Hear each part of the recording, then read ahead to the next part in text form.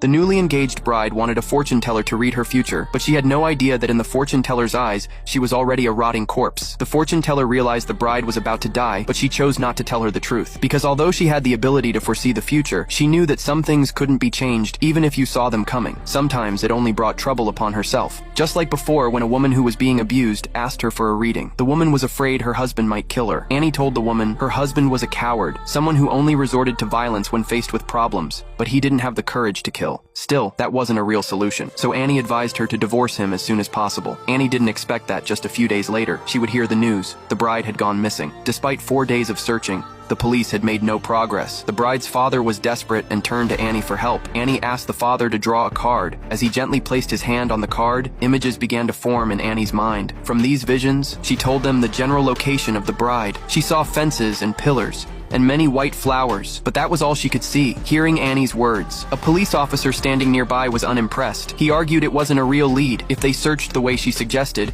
it would be like looking for a needle in a haystack. Because of the officer's presence, Annie couldn't focus, and the fortune-telling session had to end. Late that night, Annie dreamed of being in an unfamiliar place, a quiet path lined with white flowers. She picked one of the flowers without thinking, and to her shock, it instantly withered. Then she saw a dead tree entwined with a blood-stained chain. Looking further ahead, a man holding a violin appeared. As the music played, Annie woke up at 1:28 a.m. She realized the dream was connected to the missing bride, but she had no idea where that place was. To calm herself, Annie stepped outside, but just then, a few drops of water fell from the sky. When she looked up, she saw the bride's corpse hanging in midair, chained and suspended above her.